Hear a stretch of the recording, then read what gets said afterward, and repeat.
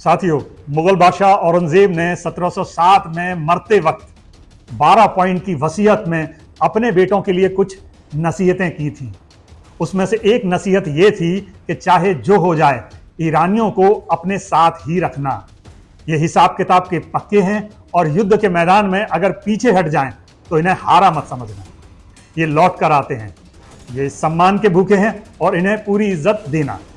आज 317 साल बाद भी औरंगजेब का ये अंदाज एकदम सही दिखाई देता है।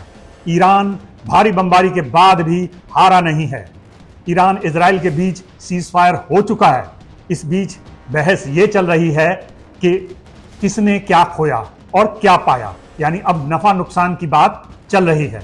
मैं आपको बता दूं कि अमेरिका के बड़बोले राष्ट्रपति डोनाल्ड ट्रंप ने दावा किया था कि उसके B-2 बमबरसक विमानों ने ईरान के 3 एटमी ठिकानों को तबाह और बर्बाद कर दिया।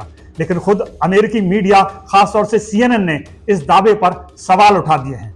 दूसरी ओर इजराइल ने 12 दिनों तक ताबड़तोड़ बमबारी की, लेकिन एटमी ठिकानों को नुकसान नहीं पहुंचा पाया।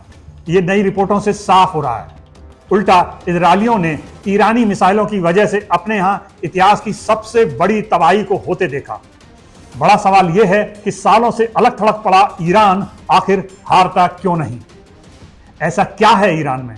साथियों, इसका जवाब दरअसल ईरान की भौगोलिक स्थिति में छिपा हुआ है, जो ईरान को एक अभेद्य किला बनाती है। अमेरिका और इजराइल के हमलों से ईरान पर ज्यादा असर इसलिए नहीं पड़ा क्योंकि उसने अपने अधिकतर हथियार, मिसाइलें और परमाणु कार्यक्रमों को विशाल पहाड़ियों में सैकड़ों फीट नीचे छिपा रखा है, जिन पर बम हमलों का कोई असर नहीं होता। उदाहरण के लिए ईरान का सबसे महत्वपूर्ण एटमी ठिकाना फोर्डो ये जाग्रोस की पहाड़ियों के नीचे मौजूद है।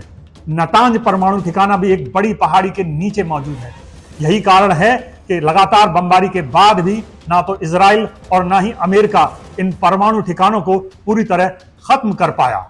ईरानी मिसाइलों का जखीरा भी ऐसी ही पहाड़ियों के नीचे मौजूद है। आपने और हमने ऐसी कई फुटेज देखी जिसमें सैकड़ों मिसाइल लॉन्चर ट्रक इन्हीं पहाड़ियों के अंदर से निकलते दिखे। इजराइल उन्हें चाहकर भी खत्म नहीं कर पाया। ये वो मिसाइलें थीं जो इजराइल पर कहर बनकर टूटी। दरअसल ईरान का अधिकतर इलाका उबड़ खाबड़ है, जिसमें पहाड़ और रेगिस्तान शामिल हैं। हवाई हमलों के वक्त ईरान के चारों ओर मौजूद जाग्रोस और अल्फरोज जैसी पहाड़ों की श्रृंखलाएं सुरक्षा कवच की तरह काम करती हैं। इनके नीचे जो भी मौजूद है वो सुरक्षित है। ईरान ने हथियारों के जखीरों को ऐसी ही पहाड़ियों के नीचे छिपाया हुआ है। दूसरी ओर अगर अमेरिका और इजराइल जमीन से हमला करने की कोशिश करते तो हकीकत में उन्हें मुंह की खानी पड़ती, ऐसा एक्सपर्ट मानते हैं। दरअसल ईरान के मध्य भाग में दस्ते काबीर और दस्ते लुत्फ जैसे विशाल रेगिस्तान फैले हुए हैं। जाहिर है अंदर आकर बाहर निकलना किसी भी आक्रमणकारी सेना के लिए आसान नहीं होगा। अगर हम समुद्र से हमले की बात करें तो यह भी अमेरिका और इजराइल के लिए लगभग असंभव और मौत के मुंह में हाथ देने जैसा है।